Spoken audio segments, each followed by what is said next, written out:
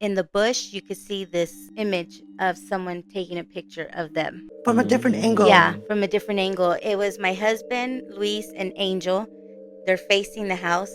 Then this image inside the bush was, you see them with something in their hand, which it looked like a phone on the picture. Within the bush? Yeah, in the bush, taking a picture of them while I was taking a picture of them. Of them? Yeah.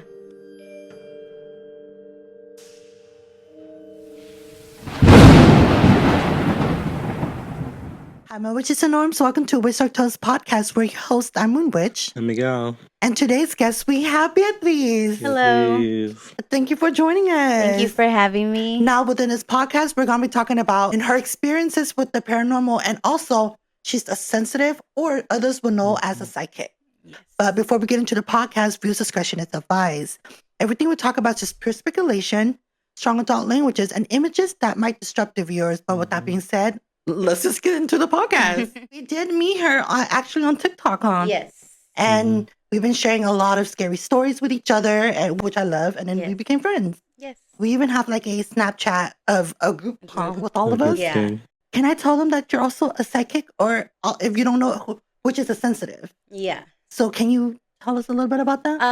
I guess I've always had it since I was little, but my grandma kind of blocked me from it. And then throughout growing up, there was just things like I would know what was going to happen, or I would have mainly dreams that started coming up, and I would tell my mom, or like I would see something, or I was like, I just dreamt that, or I felt that, and that's how it was. But what it just like really came out was when I was pregnant with my daughter. Wait, what do you mean?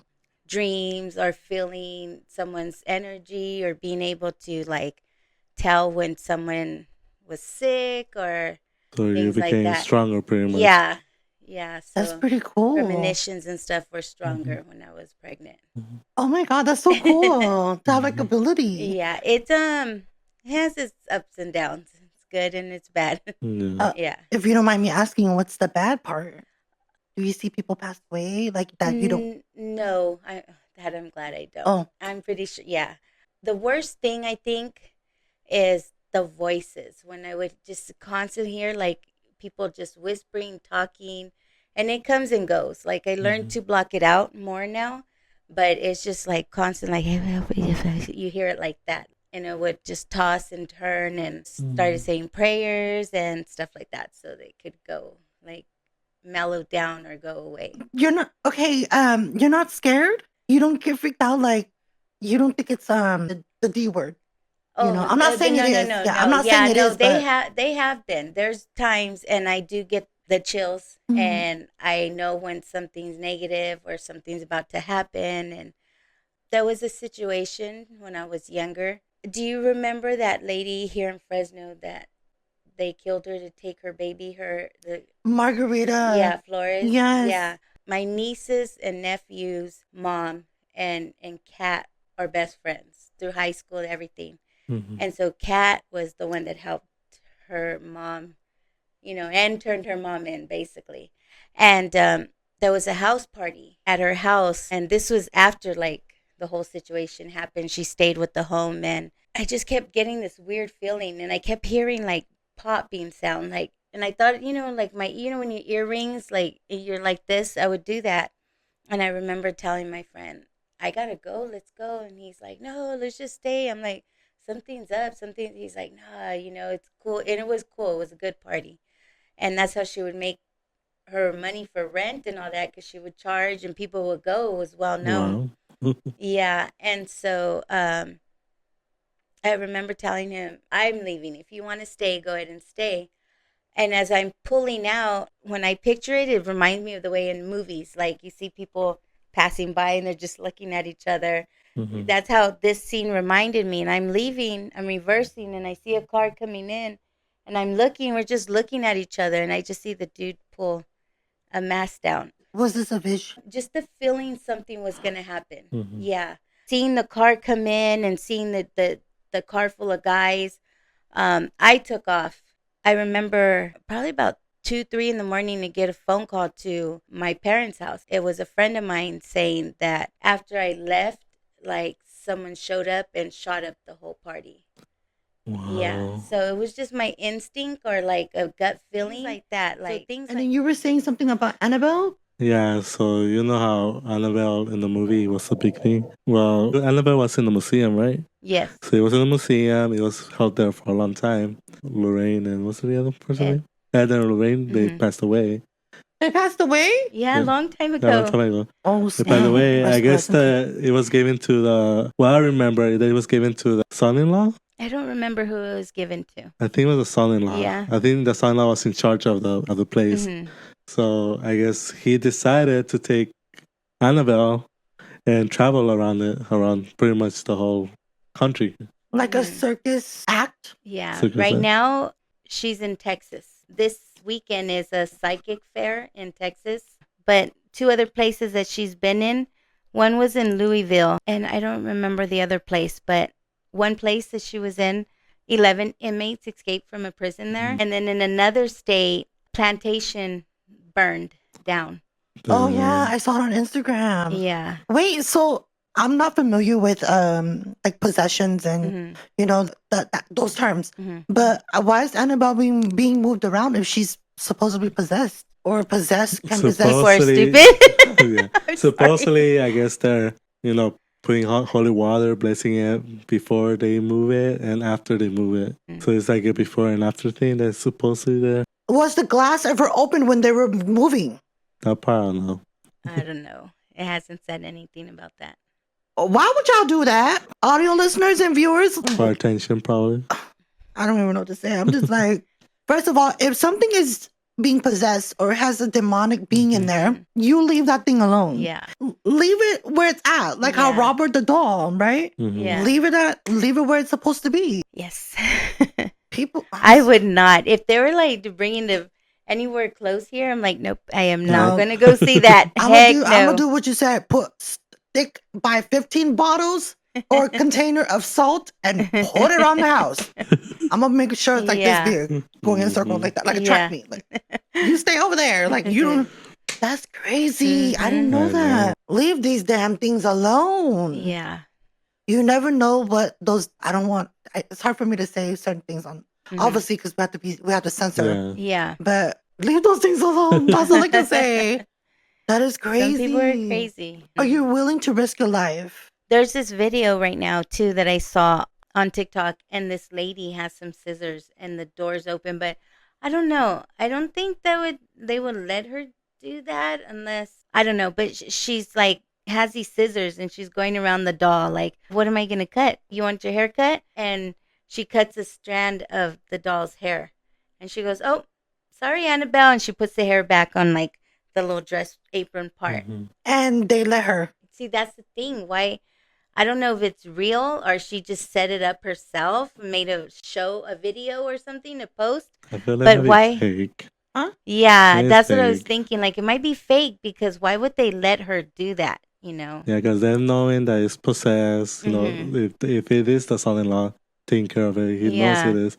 He's not gonna want anybody to get near it. Yeah. Right. So I'm thinking too, like it's probably fake, but the way she's like, "Oh, Annabelle," antagonizing it. Yeah.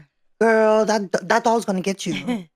There was also one other story, really quick. This man and his girlfriend were at the museum it was at, and he was taunting it like, oh, that little doll, it's a doll, it's not gonna do nothing. On their way back home, they were on a bike and they hit something and he flew off and died, and the girlfriend survived, and she says she doesn't know what he hit or how they crashed, but she survived and he didn't. After he did all that with... Yeah, I heard of that too.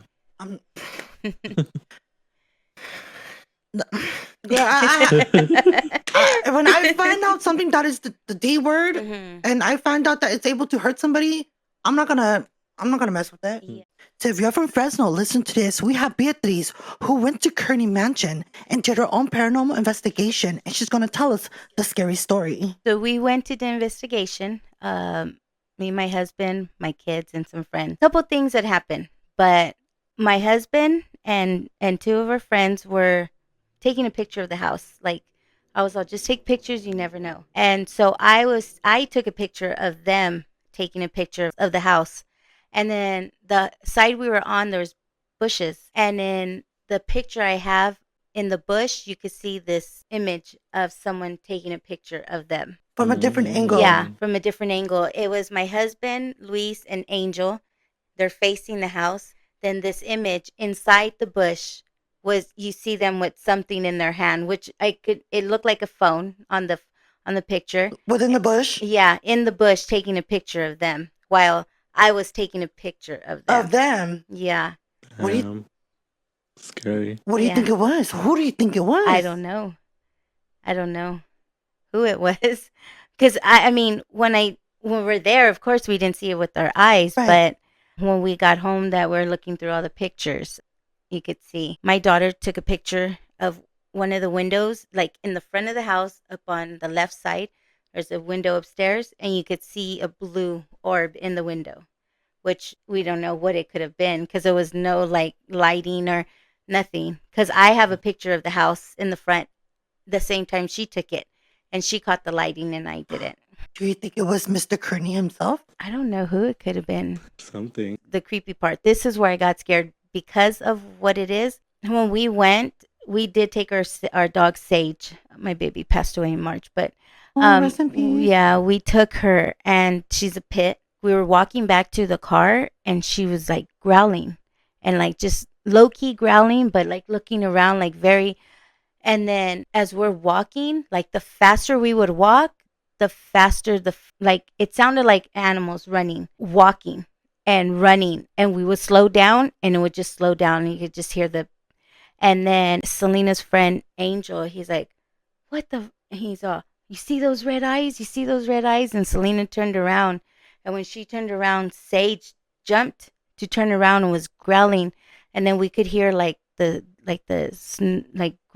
and snorkeling, and we believe they were hellhounds. I was just gonna say that. We saw believe them ourselves. Did we ever tell you? There's 3 of them. Mm-hmm. Do you remember when we were in the car?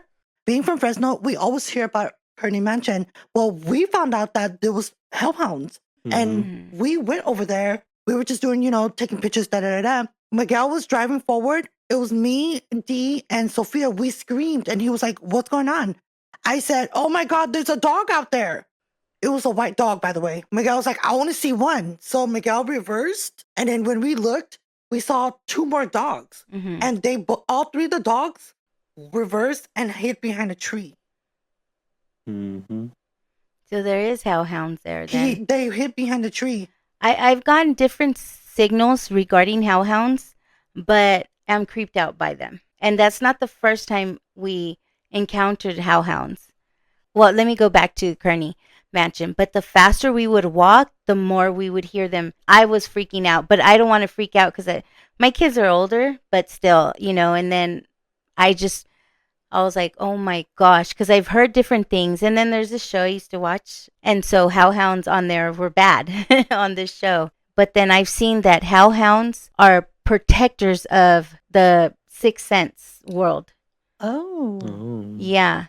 So if they feel threatened, or if there's like a mystical creature or a spirit or something, and you're too close or you're doing negative things to them, the hellhounds will come out.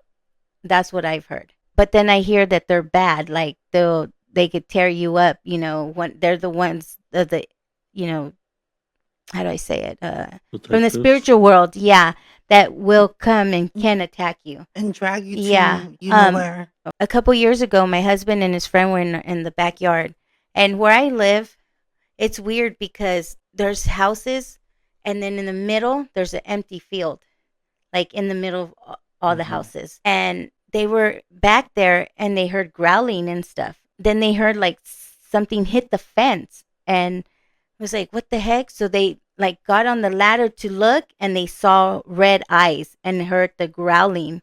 So my husband said that he just froze. He said, I froze and I started praying. He's on, George started praying. We were just praying. He goes, like, it felt like we couldn't move. He goes, so that's after that. He's all, we didn't hear anything and we came inside. But he's heard it in the empty field behind our house too. So that was like a second time my husband's encountered The The Hellhound. Hellhounds. So if you guys are from Fresno, did you ever experience the Hellhound there at Kearney Mansion? Drop down a comment and let us know. Yeah. It's scary. When we saw, so trust me, we believe you. Yeah. We saw ourselves, but they weren't black; they were white. Yeah. They were. Well, we didn't see them. They just saw the red eyes. Yeah. But if they were probably dark black because they couldn't really see anything. So if they didn't see color to it, they must have been dark colored. Yeah. Because the one we saw was white, like pale white, but they were like, they looked like golden retrievers, but they were more like bigger. Not werewolf. I don't know what they're called. They just look bigger than a dog. Yeah.